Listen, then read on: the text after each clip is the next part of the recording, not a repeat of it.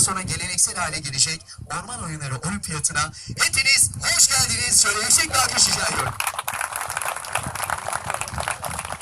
Bu organizasyonun yapılmasında öncülük eden Türkiye Ormancılar Derneği Genel Başkanımız sevgili Hüseyin Özkara'ya, yönetim kurulu üyelerine, Bolu Top İl Temsilciliğimize, katılım sağlayan Orman Fakültemizin çok değerli yöneticileri, hocaları ve tabii ki öğrencilerine, üyelerimize ve TOT çalışanlarımıza ve burada bulunan diğer tüm katılımcılara yüksek bir alkış rica ediyorum.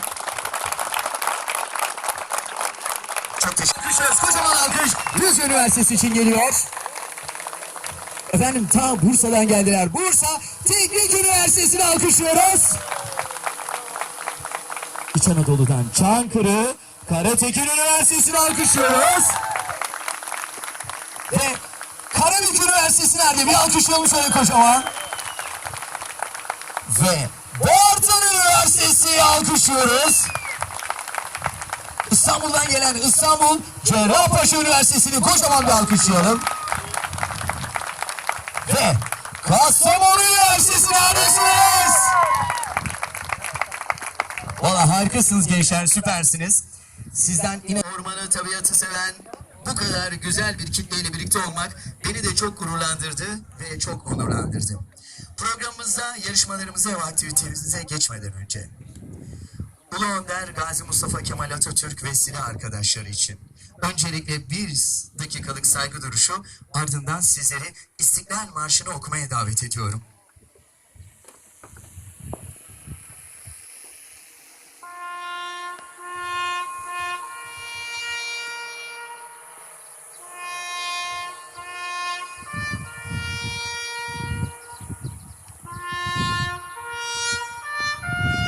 Bıraktığı bu yeşil cennet vatanı en güzel şekilde koruyacağımıza bizler de söz verdik diye düşünüyorum.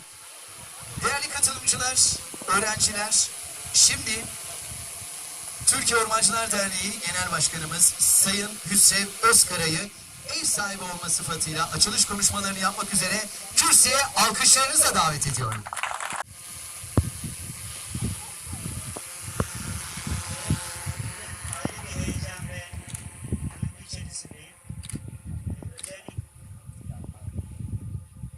Ayrı bir heyecan ve duygu içerisindeyim.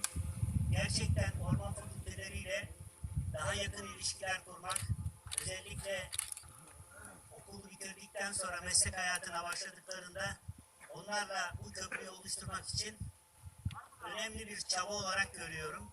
O nedenle tüm katılımcı fakültelerimize, onların değerli yöneticilerine teşekkür ediyorum. Hoş geldiniz diyorum.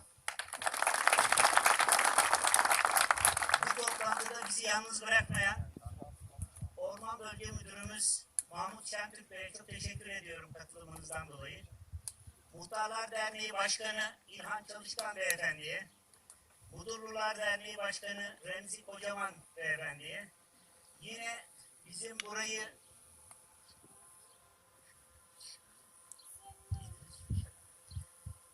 Ormancı Kooperatifler Başkanı İdris Şener Beyefendi'ye ve son olarak da bizim bu araziye almamızda gerçekten bize çok yakın davranan, saha hakkında her türlü bilgiyi bizimle paylaşan, bizim Burhan arkadaşımızın ifadesiyle Seyfi Dayı'ya, Sayın Seyfi Özdemir'e çok teşekkür ediyorum. Sağ olsun. Tabii bugün şu hale getirmek ve bu organizasyonu dört dörtlük yürütmek öyle kolay bir iş değil. O nedenle bu çalışmayı gerçekleştiren tüm Türkiye Ormancılar Derneği ve bu konuda emek veren tüm arkadaşlarımıza özellikle teşekkür ediyorum. Sağ olun, var olun.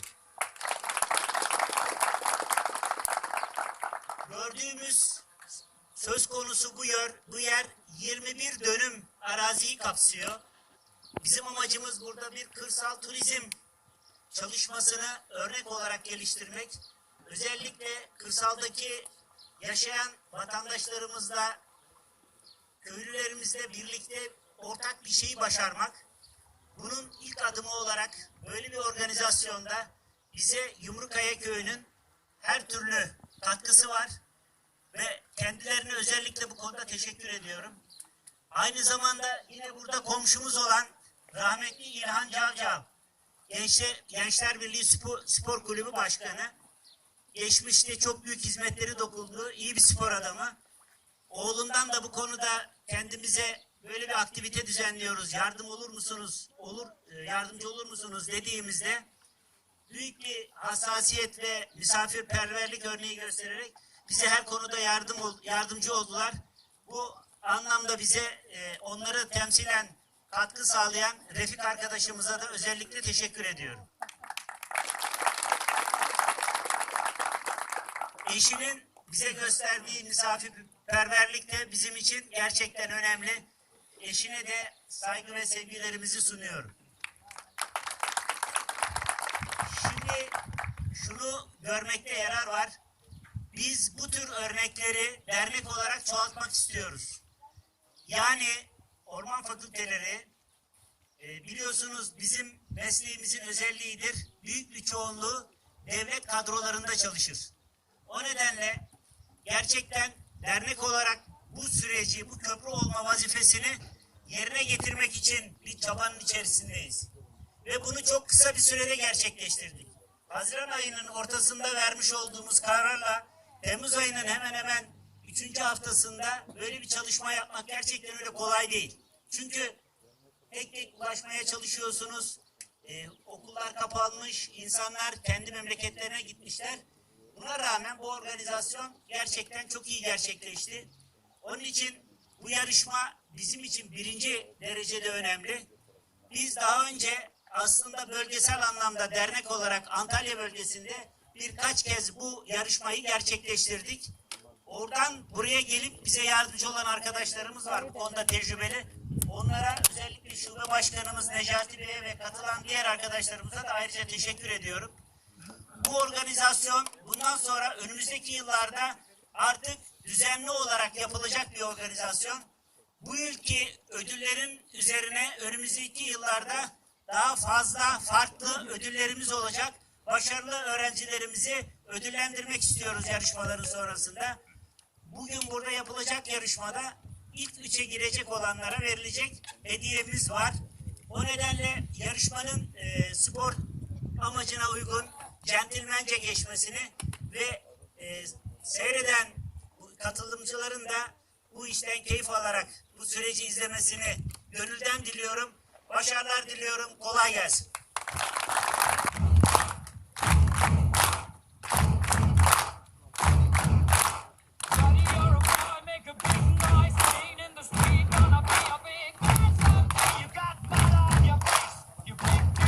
Siz söylüyorsunuz.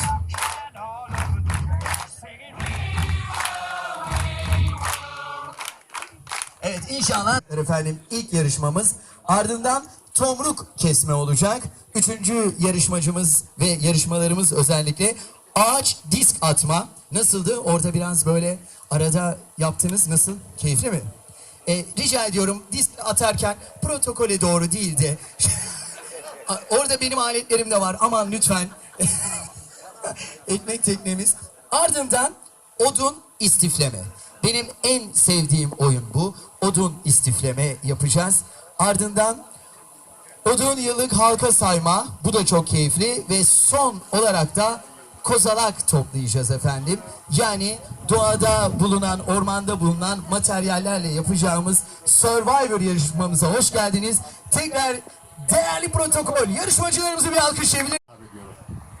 Antalya Türkiye Ormancılar Derneği Batı Akdeniz Şubesi Başkan Yardımcısı ve aynı zamanda derneğimizin 1. olimpiyat yarışmalarında baş hakem olarak görev yapacağım.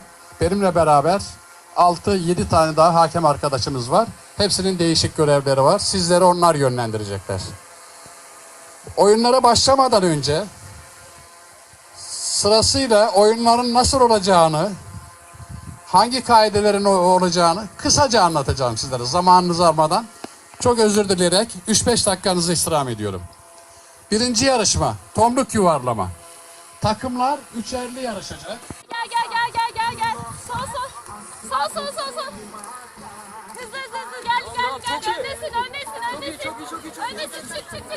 Tamam.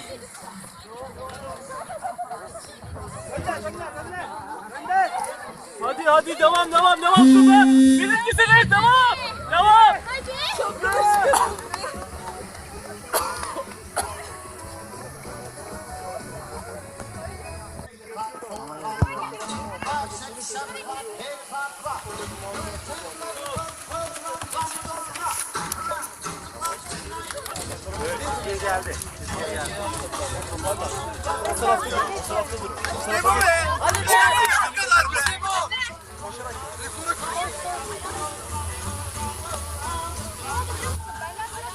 Burada eğim vardı buraya geldi.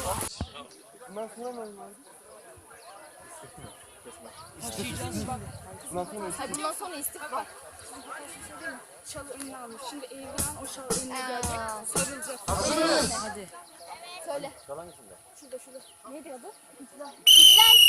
İclal. Şalını geri al. Bağlar mı?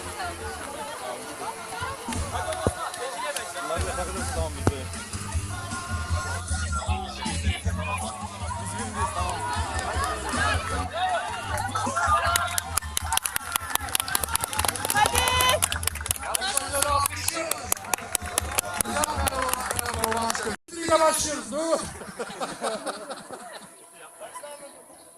Hazır.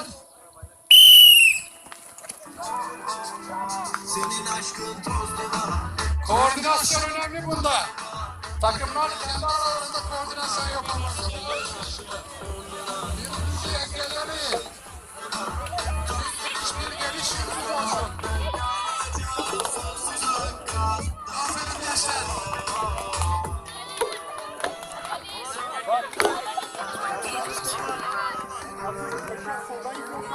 Sağdan gelirseniz soldan gidin, soldan gelirseniz sağdan geri dönün.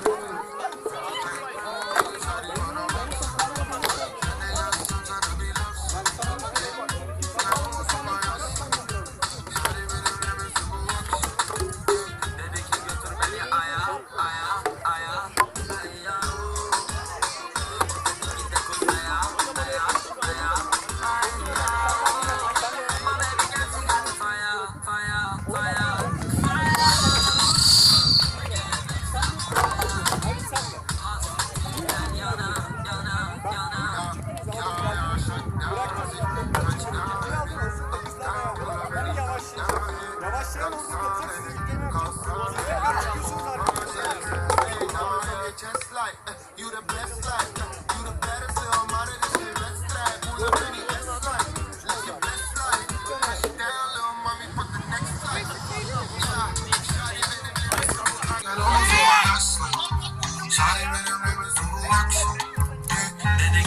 beni aya. Dedi git de kuzaya, aya. My baby got the fire. Gelebilsem buraya, hasretinden yana. Yan yanaysa bize yazılır destan sayfalarca. 24 sevdan kafamda. Hem dertler hem dermanda yanda. Bahar doğarken merhabalar. Her baharda gel savaş var. Evet, bu arada yarışmacılarımıza kocaman bir alkış rica ediyorum. Şöyle onları biraz destekleyelim. Yüksek alkışlarımız onlar için geliyor. İnanılmaz bir performans gösteriyorlar ve ben en büyük alkışı özellikle hanımefendilere büyük bir alkış istiyorum. Bayanlar harika, kızlar süpersiniz. Muhteşem. Evet, şu anda arkadaşlar şu anda süpersiniz.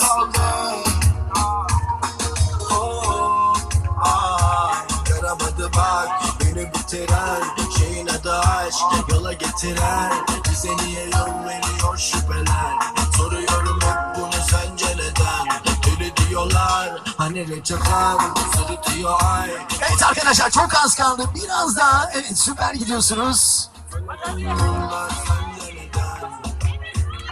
Kenardaki yarışmacılar da lütfen arkadaşlarınızı bir destekleyin şöyle kocaman bir alkış. Harika gidiyorsunuz. Son dakika.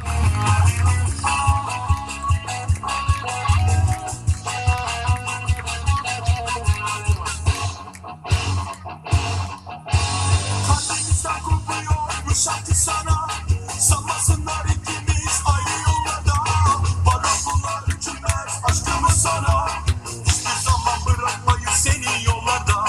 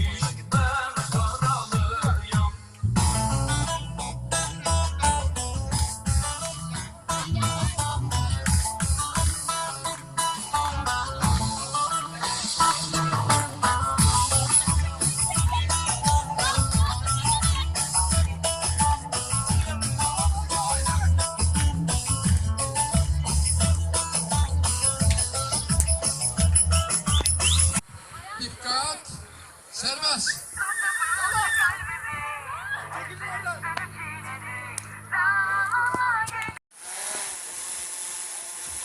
Evet. Ateş için serbest.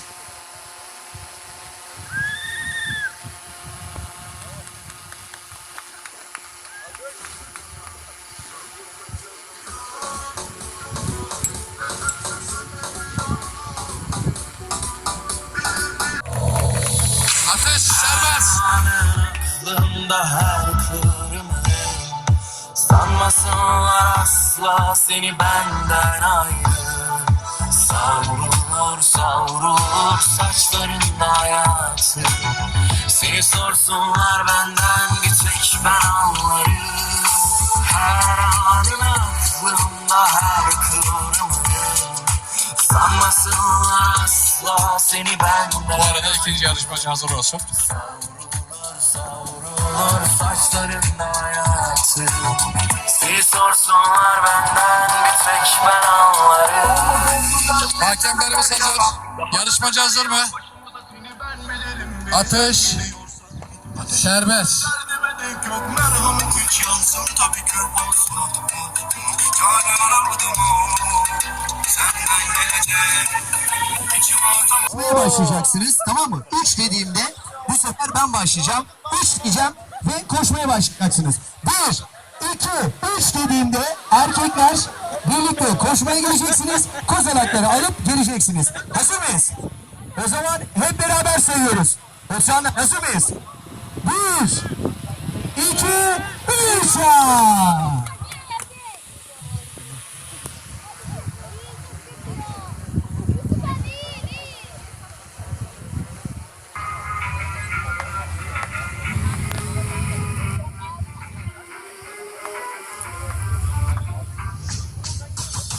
köşeyi sıkıştırmadım daha önce biz hangi sırtımızda kaçıncı var ve hiç değil ki.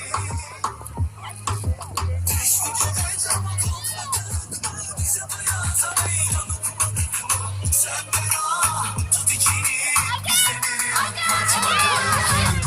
Geçecek elbet bu da geçecek gör bak umudun gününü gülecek. Oh sildirdik kapı oynayınca susama çiçekten günler çok yakınına geçecek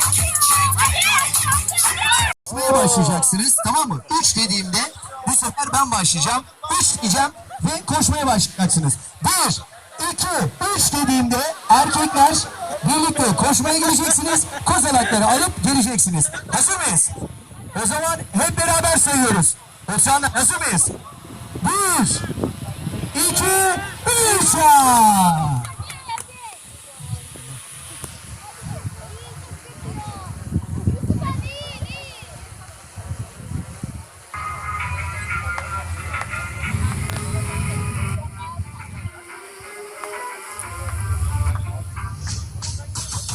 köşeyi sıkıştırmadım daha önce biz hangi sırtımızda kaçıncı var ve hiç değil ki.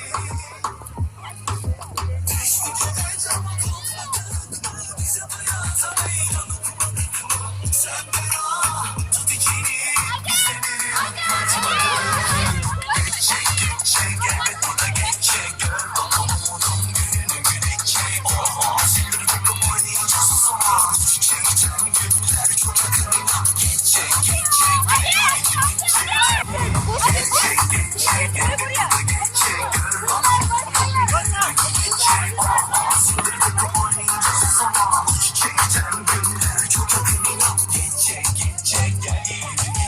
her şeyin sonu var bu çileli bitecek. Sildirdik kapı oynayınca susamam çiçekten günler çok yakınına çok uzaktın vallahi bıktık bir durmadın ben.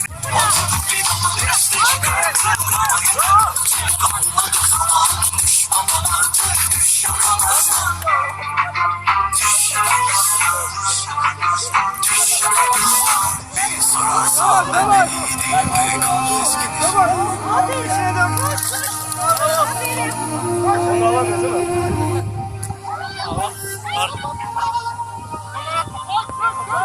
Çıkarttım.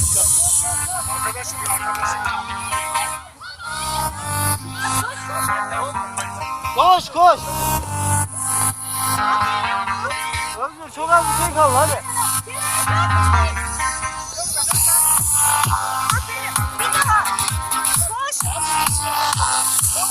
Çok az bir şey. Gel gel gel.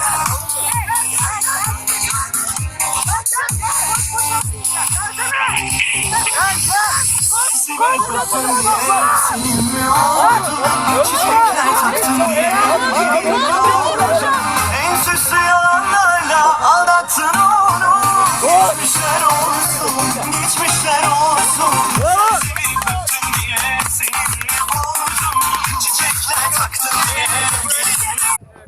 kütük halkası verdik. Ve buradaki yıllık halkaları sayacaklar. Her kütükteki yıllık halka sayısı numara sırasına göre bizde belirli. Kendilerine 3 dakika süre veriyoruz. Saymaya başla dediğimiz andan itibaren sayıyorlar. Biz saydık, sayıyı doğru biliyoruz deyip kağıdı imzaladıktan sonra kronometre hakemine verecekler ve bitti dendi. Biz bitirdik dedikleri anda da kronometre durdurulacak. Belirlenmiş olan yaşın altında ve üstündeki yanlış sayım miktarı eksi olarak düşürecek ve ona göre puanlarınız hesaplanacak. Şunu saymayacağız. Anlaşılmayan bir husus var mı? Orta. O zaman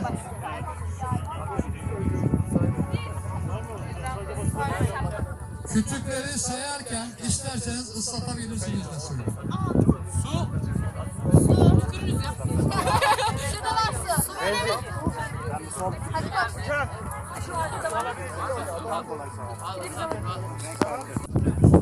Suyla ıslatırsanız daha kolay sayarsınız. Evet, her takım Kaçta hazırsa kaldığınızı görün sadece. başlatıyorum. Su olmayan var mı arkadaşlar? Var abi. Düdük sesiyle başlıyoruz. Hazır.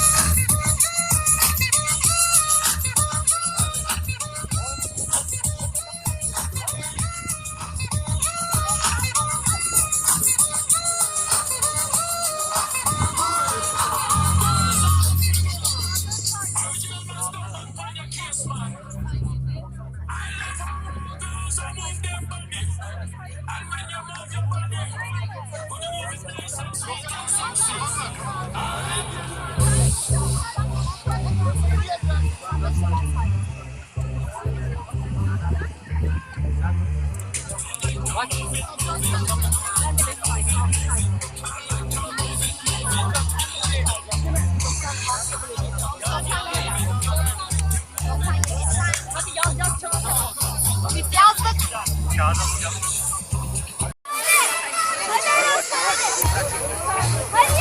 yaparsın.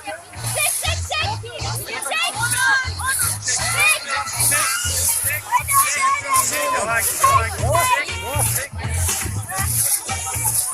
Aşağı çekin aşağı. Evet. Devam. Olduğu zaman aynı takımın oyuncularından değişiklik yapabilirler. Biri aşağıya iniyor.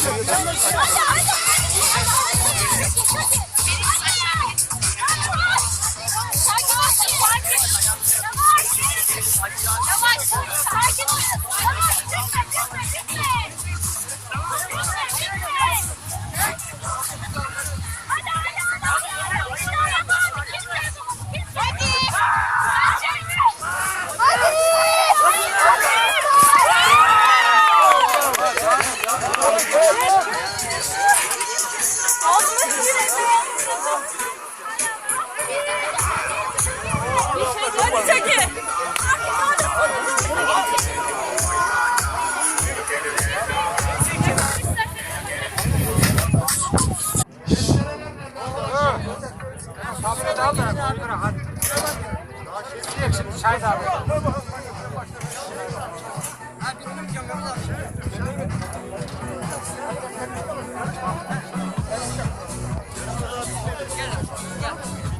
Devam kim bakıyor baba?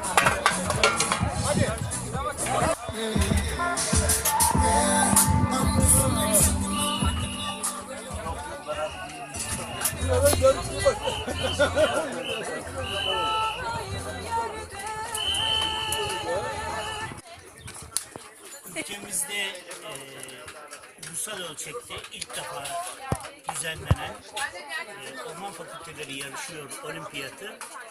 Bundan sonraki yıllarda daha çeşitlenerek ve yapmış olduğumuz çalışmalardaki eksiklikler dikkate alınarak devam edecek.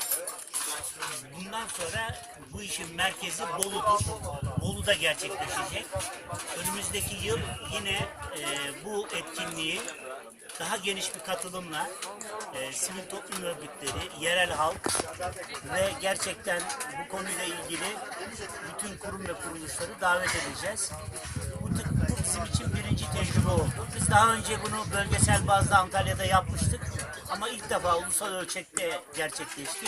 7 orman fakültesini çağırmıştık. 7'si de geldiler, katıldılar ve gerçekten başarılı bir organizasyon. Hem bu organizasyonu düzenleyen tüm arkadaşlarımı kutluyorum.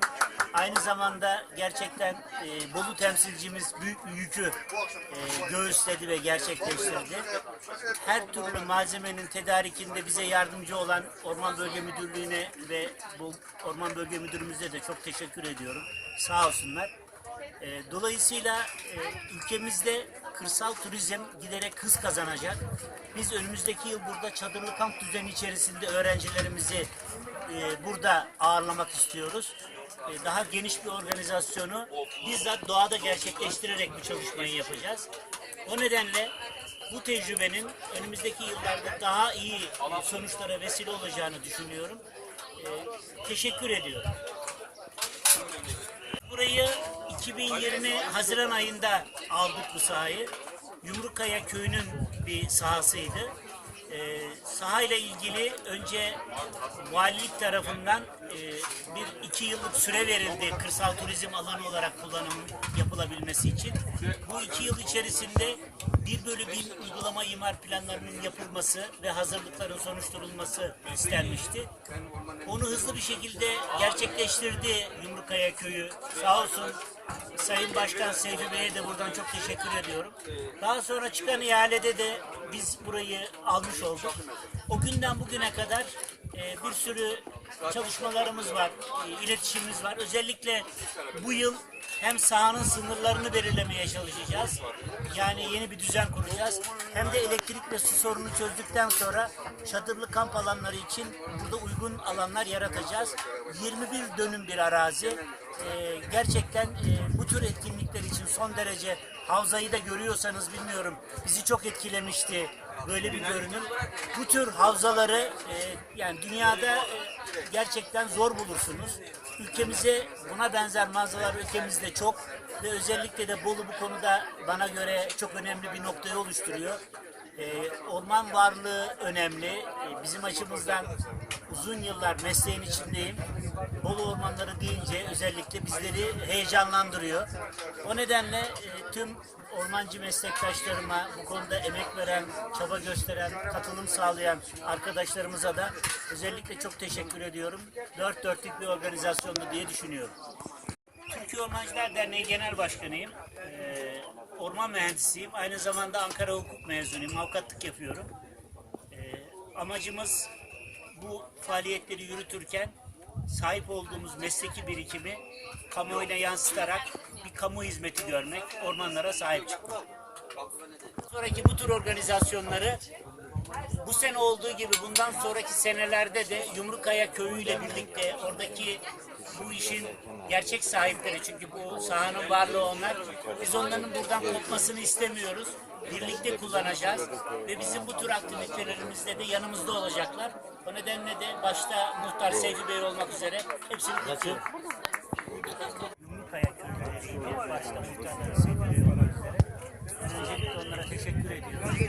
Bu birliktelik bundan sonraki devam edecek olan tüm etkinliklerimizde birincisiydi. Birinci ulusal orman fakülteleri yarışlarıydı.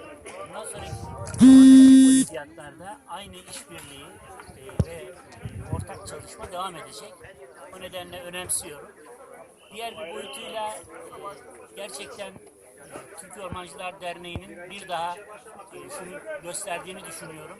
Çok kısa sürede böyle bir organizasyonu üyeleriyle Bolu temsilcimiz Kamber Bey ile birlikte yönetim kurulundaki değerli arkadaşlarımızla gerçekleştirdik ve böyle bir organizasyonu başardığımız için de şahsen hep beraber gurur duyuyoruz. Bu etkinliğe katılan basın mensuplarına da özellikle teşekkür ediyorum. Başından sonuna kadar izlediler ve herhalde kendi düşünce ve gözlemlerini bize aktarırlar. Bundan sonraki yapacağımız çalışmalarda bu yarışma organizasyonundaki gördüğümüz eksiklikleri de yenileyerek süreci daha iyi bundan sonra geliştirerek devam edeceğiz. Şimdi bu orman oyunları olimpiyatları ile ilgili bize kısa bir böyle bilgi verebilir misiniz? İlk defa mı Türkiye'de yapılıyor? Şimdi ilk defa yapılmıyor. Bölgesel ölçekte Antalya Şube Başkanlığımızca yürütüldü. Dolayısıyla orada kazanılan tecrübeden burada yararlandık ve oradaki çok değerli arkadaşlarımız buraya gelip bize yardımcı oldular. Önemli bir çabaydı bu. Çünkü artık bundan sonra ulusal ölçekte yürüyecek. Peki neden orman fakülteleri öğrencileri? Biz Türkiye Ormancılar Derneği olarak mesleğimizi kamuoyuna daha iyi tanıtmak, henüz işin öğrenci boyutundan çalışacakları o mühendis olma boyutuna geçtiklerindeki o köprüyü oluşturmak, o sevgi bağını geliştirmek, karşılıklı işbirliğini geliştirmek ve ormancılıkla ilgili topluma daha iyi mesajlar vermek için bir araya geliyoruz. Bugün de gerçekten bu görevin ortaya konduğunu düşünüyorum. Mutlaka yarışmada birisi kazanacak. Centilmence yarıştılar. Gerçekten ormancılığa yakışan bir yaklaşım içinde gördüm ben. Gelecek bize umut veriyor. Bu umut böyle yerlerde bu tür sosyal etkinliklerle gelişecek. Bunu bir kere daha gözlemlemiş olduk. Son olarak bu yarışma için neden Bolu seçildi? Bolu'da neden Yumrukaya köyü seçildi? Burası aynı zamanda ormancılıkla ilgilenen köylülerin yaşadığı bir köy. Şöyle, tesadüf değil. Biz zaten özellikle eğitim çalışmalarını gerçekleştirmek için bir mekan arıyorduk. Bolu bu iş için özellikle Ankara ve İstanbul aksının ortasında yer alıyor. Gerçekten önemli bir merkez Bolu. Giderek daha büyük bu anlamda hüviyet kazanacak. Ben öyle görüyorum. Biz de bunun bir parçası olacağımızı düşünüyorum. O nedenle bu alanı belirlerken böyle bir yol izledik. Ve yapmış olduğumuz görüşmelerden sonra da açılan ihaleye girdik. Ve böyle bir yeri kazandırdığımızı düşünüyoruz. Zaten çerçeve boyutu şu, kırsal turizm alanı burası. Yani burada biz gerçekten bu kırsal turizmi öne çıkaracak, yapılaşmaya fazla yön vermeden, bizim normalde burada 6600 metrekare kullanım hakkımız var. Biz burada yani %50'yi geçmek istemiyoruz, açık söyleyeyim. Peki köylülerle bağımız ne olacak? Onu da kısaca sorayım. Köylülerle bağımız şu, gerçekçi olmakta yarar var. Ben dünyada da aynı trendin yaşandığını görüyorum. Kentleşme bence dünyanın temel sorunlarından biri. Kırsalda yaşam aslında daha nitelikli, yürütülmeli ve o anlamda da devlet sübvanse edebilmeli kırsaldaki yaşamı. Ben bu tür faaliyetlerin kırsalda daha iyi tutunmasına, kırsalın daha bu konularda etkin olmasına hizmet edeceğini düşünüyorum. Böyle bir misyonu da üstlendiğimiz için ayrıca kendi açımızdan da önemsiyorum. Ben de Dernek olarak mı? Dernek olarak. Muhtarlık olarak. Muhtarlık olarak. Evet. Burada yapılanlarla ilgili tekrar bilgi alalım. Siz? Yumrukaya köyü muhtarı Seyfi Özdemir olarak Evet. 2018 yılında buraya Ormancılar Derneği'ne satmış bulunmaktayız. Kırsal turizm amacıyla. Biz elimizden ne geliyorsa köyümüz için ve devletimiz için elimizden geleni yapıyoruz. Her türlü imkan seferber etmiyoruz.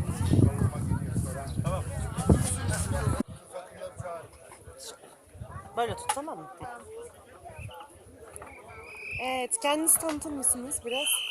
Ben Bolu Merkez Yumrukaya Köyü Muhtarı Seyfi Özdemir. Bu ikinci dönemim. Şimdi bugün burada Türkiye Ormancılar Derneği bir yarışma düzenledi. Sizin dernekle tanışmanız nasıl oldu? Bu araziyi dernek nasıl aldı? 2018 yılında İdem Valimiz Aydın Barış sayesinde köyümüzün imzasını alarak köyümüzde bir iş merkezi, ticarethane yapmak maksadıyla Ormancılar Derneği'ne Osman Özdemir Şefimiz sayesinde burayı ihale usulü satmış bulmaktayız. Burada Ormancılar Derneği'nden Burhan abimizin de bize çok faydaları ve katkıları oldu. Biz de bugün bir etkinliği düzenlemekte, elimizden geldiğince beraber bir çalışma etkinlik düzenledik. Peki şimdi burada orman işçilerini anlamak için orman fakültelerinde okuyan öğrenciler 6 farklı yarışma yaptılar. Siz de ormanda hiç çalıştınız mı işçi olarak? Ormanda önceden çalıştı, şu anda gençliğimizde şu anda çalışmıyoruz. Yarışmayı izlediniz. Çocukların performansı nasıldı? Bunlardan bu kadar beklerler. Dört dörtlük beklemek olmaz. Şimdi burası kırsal turizmi geliştirmek için derneğin faaliyete açmak istediği bir arazi aynı zamanda. Ama köylülerle de birlikte bir iş yapmak istiyorlar. Bugün yemekleri sizler yaptınız buraya. Ormancılar denilen ortaklaşa düzenli. Birazcık anlatabilir misiniz siz de? Ya işte yemeklerde çorbamız, pilavımız, kavurmamız, salatamız, meşhur yumurta yemeklerin ekiple beraber yaptık. Yani bunlar bizim kendi ekibimiz. Böyle özel günlerde, köy mevlütlerinde, düğünlerde, sünnetlerde tertip ediyoruz devamlı. Burası bir orman köyü sayılıyor zaten. Doğrudur, orman. Arka taraf tamamen orman. Ve böyle hani derneğin bu tarz bir faaliyet yürütmesi köylüler için nasıl bir katkı sağlıyor sizce? Şimdi ileride tam burada faaliyete geçerse köy ürünleri, yumurtası, sütü, peyniri köyden çalışan nasıl için bizim için değerli. Soracağımız bir şey varsa sorabilirsiniz. Teşekkürler, sağ olun. Olimpiyatında birinci olan takım Karabük. İkinci olan takım Düzce. Üçüncü olan takım Kastamonu. Dördüncü olan takım İstanbul. Beşinci olan takım Bursa. Altıncı olan takım Bartın.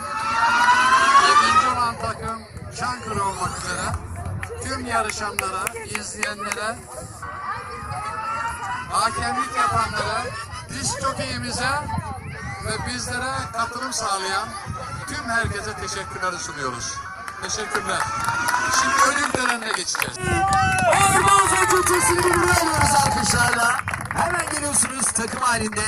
Evet işte muhteşem takım. Üçüncü takım. Şimdi ödülünüzü vermek üzere sizlere Bolu Dernek temsilcimiz Kamber Öztoprak'ı alkışlarla buraya davet ediyorum.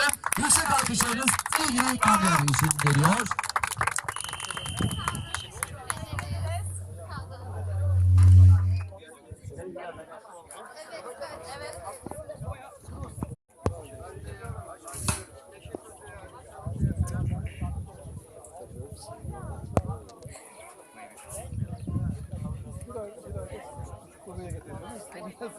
Öne geçelim.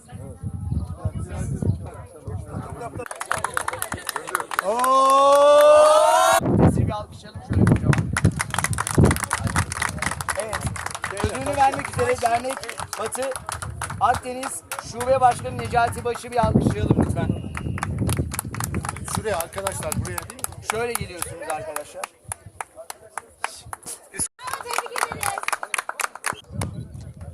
Bir de resim. Ödülünü vermek üzere derneğimizin genel başkanı Hüseyin Özkara'yı da bir alkışlayalım efendim. Şöyle yüksek alkış.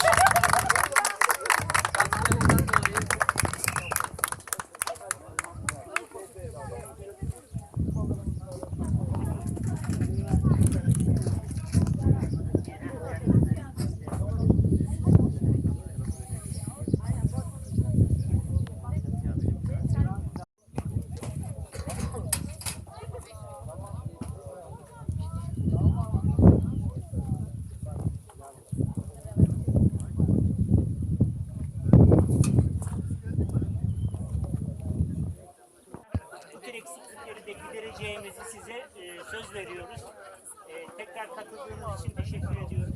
Birinci olan Karabük ekibine kaplanan Şöyle Hüseyin Bey şöyle.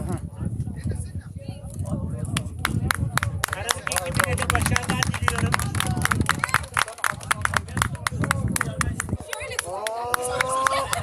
Öyle değil hadi.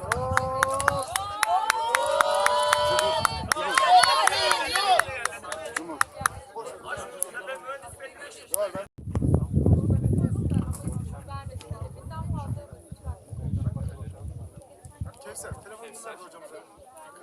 Katılım belgeleri.